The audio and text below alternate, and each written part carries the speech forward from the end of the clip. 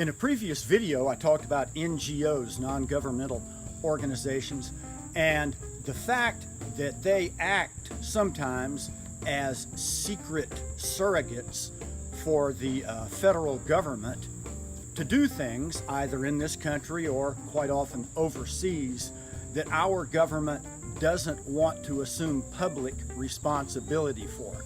Sometimes they foment revolutions in other countries, all kinds of stuff, provide arms illegally to various factions in other countries because our government wants, somebody to overthrow somebody else. I recently became aware, just in the past few weeks, of an NGO that operates in this country to do something extremely interesting. And the story of this NGO is a very interesting one, and it's illustrative of various things that are important really to recognize and understand that relate to the fact that we have an obligation to overthrow our current government and replace it with genuine representative citizen self-governance instead of the deception, corruption, secrecy, dishonesty that we currently have controlling the country.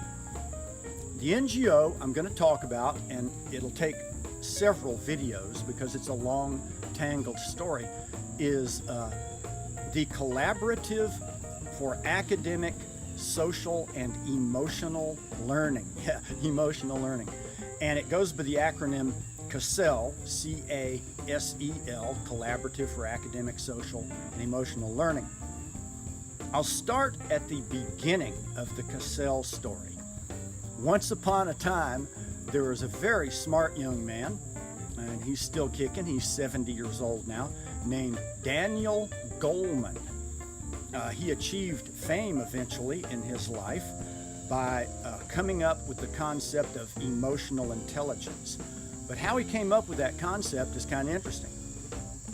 He went to Amherst College and later UC Berkeley and Harvard.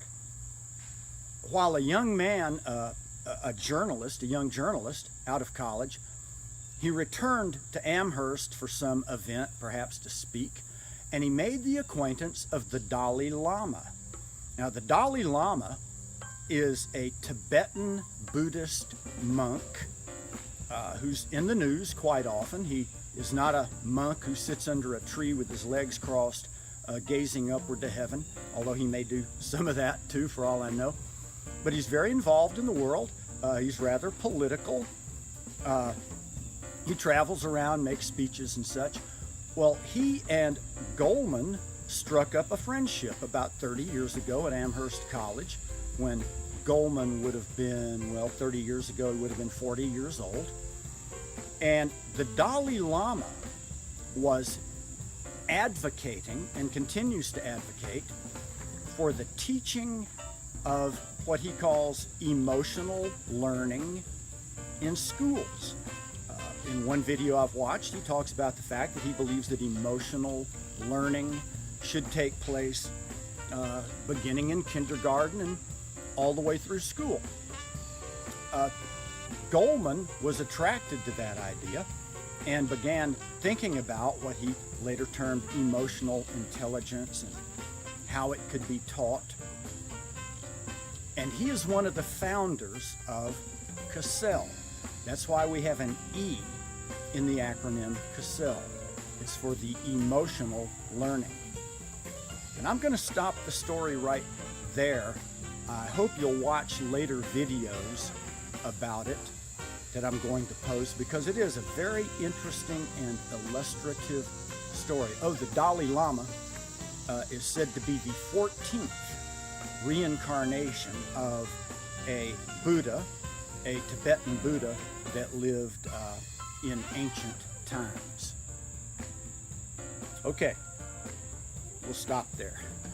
It's a good story. I hope you'll listen to the whole thing.